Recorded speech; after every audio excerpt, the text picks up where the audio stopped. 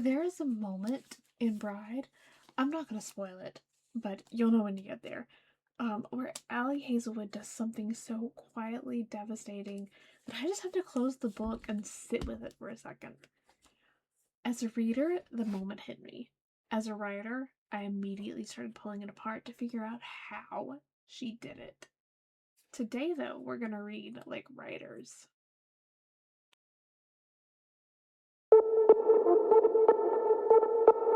Before I get into the craft mechanics, let's just talk about my reader experience with this book. I picked it up because I kept seeing it everywhere. And the premise intrigued me. Vampire, woman, werewolf alpha, male, forced marriage. It was very star-crossed lovers kind of situation. And what I expected was light, swoony paranormal romance. That is what I got, but it had more to you, literally and figuratively. I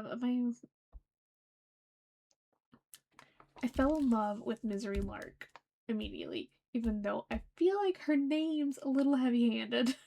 I love her as a character. And this slow burn is slow, which I love. I hate it when it says slow burn and then they're together on page 10. Like, that's not slow. I mean, it's not necessarily insta-love if it takes 10 pages, but it's not slow. And then there's this mystery subplot where Misery's best friend, Serena, is missing, and that kind of kept me invested beyond the romance. There were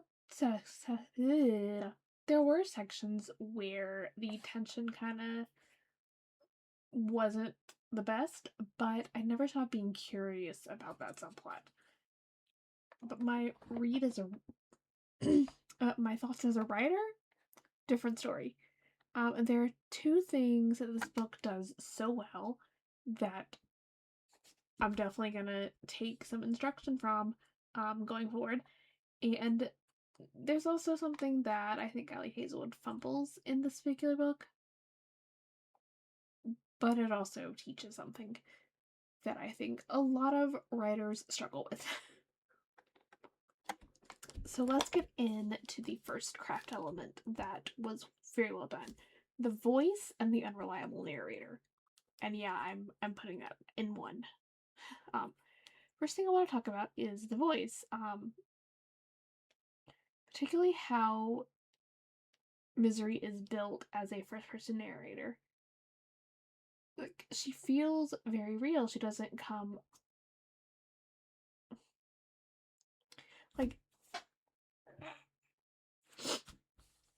like it's very well done in that she feels like her own person and not just the camera through which we're viewing the other characters, because that's what some first-person narratives have felt like to me lately.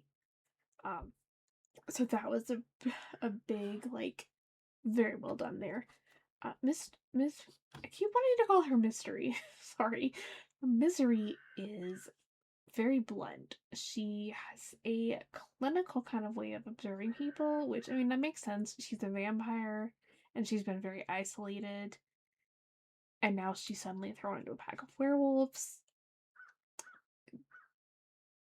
She's gonna have a very distinct personality and voice from those other characters.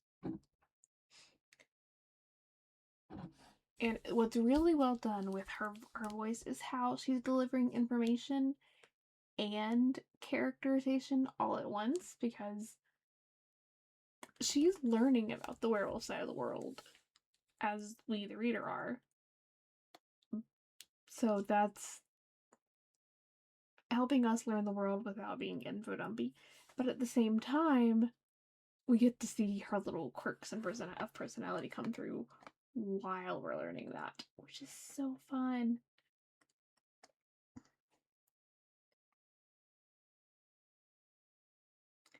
And the thing that's really done well from a writer perspective, Ali Hazelwood is using what Misery notices and what she actually admits in her internal monologue as a storytelling clue. Ugh.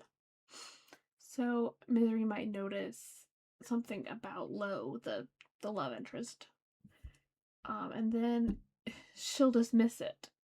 So like she noticed it, so the reader should notice it, but she doesn't think anything of it. But we as the reader can be like, that's important.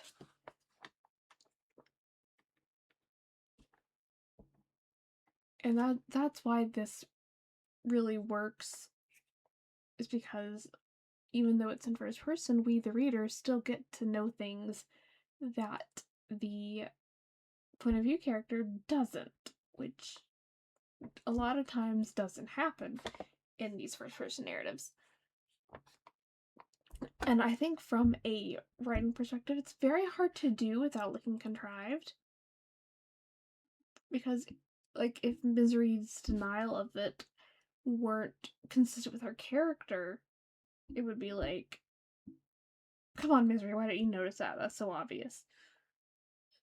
But because it fits with her character and how she's been isolated and she doesn't really have a framework for how all this works, it works out.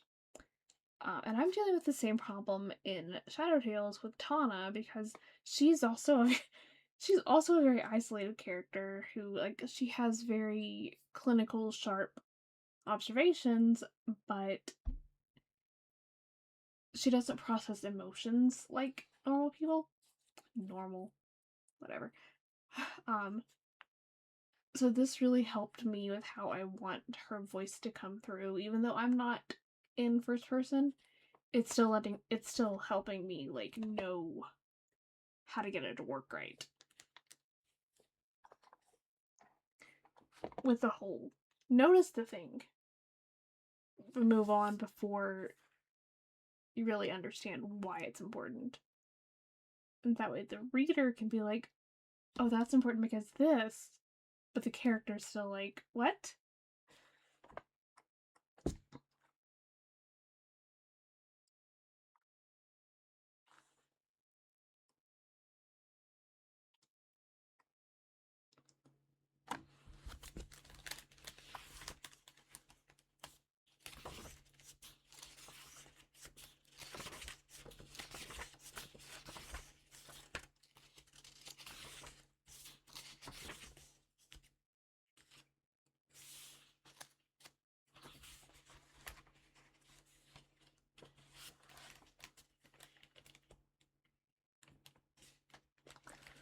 Okay. The second thing I want to break down here is how the POV is handled. Bride is fully in the first person point of view from Misery. But it is really interesting. There are these brief little italicized fragments that are actually Lo's point of view. I just opened a random chapter, and let's see if I can get this. So you can see up here how it's just got this little couple of sentences. I don't want to spoil things, and I don't remember what it says or where we are here. But it gives you this little tease about where he is in this chapter, even though we're not actually getting his point of view. And it's creating dramatic irony, because we see, like, okay, so here's where he's at emotionally, and we can connect that to what she goes through within the chapter. I love it. So it's acknowledging the slow burn back and forth between them, and the fact that he's part of it. He's also falling for her, even though we don't really see it from his perspective, because he is such he's kind of a distant character to her. He's like, I'll protect you because of this whole alliance thing, but you stay over there. Now the risk of this is that it can undercut tension. Which is precisely why Lo did not need his own full point of view, you would lose that slow burn, will they, won't they feeling, because you would know from his perspective that he's falling for her. You would know the big twist. There's no way that she could hide the big twist until the end if it were in his point of view. So that was just very well done. I'm not currently using that in my Shavnar series, but I might be using it in another series because that made me think. That's also something, I'm gonna aside here, in the Fourth Wing series, the little epitaphs, is that what they're called? Epigraphs? The little things before the chapters that kind of read like they're from history books and stuff, kind of gives you a tease about what's gonna happen or what has happened or things related, and I'm really liking that, how it's becoming more common, and I kind of want to play with that in a future story. Now let's talk about what didn't really work, and that is the mystery, the subplot of Misery's best friend Serena going missing, because I mean, I don't feel like this is a spoiler because we find this out like pretty early on. Misery agrees to the marriage because she thinks that Lo is the one behind her friend going missing. Problem is, once she gets into the werewolf group, she kind of doesn't go looking for a long time. Like, it comes in and out sporadically, but not enough. Like, it's very much...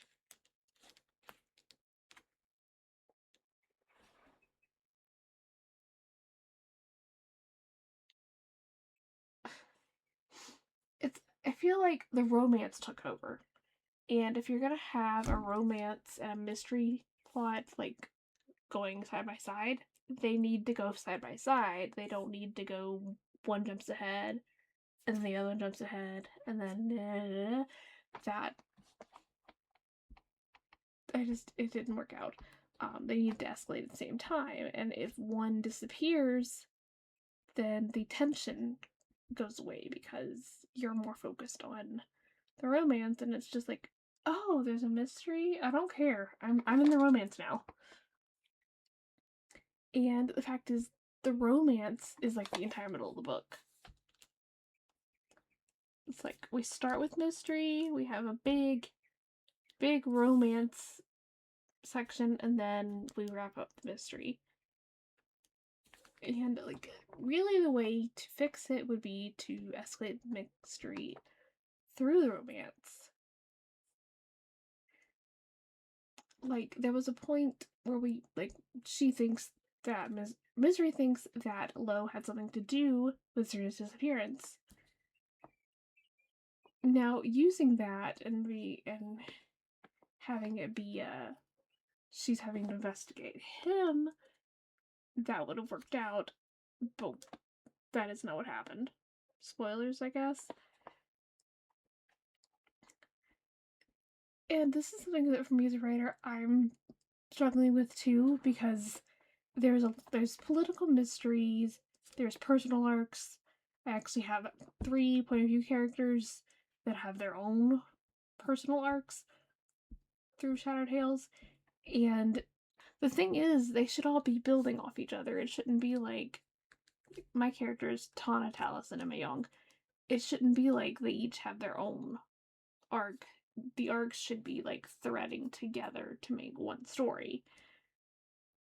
And reading Bride reminded me that, like, I need to make sure I don't have a scene from a certain character's point of view that is just serving their personal arc and doesn't tie into the overall mystery at all. Like, there needs to be intersection in every scene, even if it's just something small. So 3 things that I'm taking from Bride back into my own writing. 1, use the gap between what your narrator notices and what they admit. Because the reader is smarter than your protagonist, so you don't have to spell it out for them to get it. If you're writing in first person, but you want the reader to catch on to the dramatic irony, consider a brief secondary POV insert. And if there's dual plots, make sure they escalate together. Don't let the B plot go quiet. Or the A plot. Really don't let the A plot go quiet, but don't let the B plot go quiet either. But the B plot should complicate the A plot, not pause for the A plot to resolve. And that's my take on reading Bride like a writer. If you have another book that you think would be good for me to do a video like this on, please drop suggestions below. I am totally taking recommendations, especially if it's dark fantasy. I like morally complicated lead characters. And if you're a writer, is there a book you've read specifically for its craft? Not because you like the book otherwise, but just because it taught you something. Although hopefully you like it otherwise anyway. But yeah, thanks for hanging out with me. Don't forget to like this video if you enjoyed it, subscribe to see more, and I'll see you guys soon with a new video. Bye!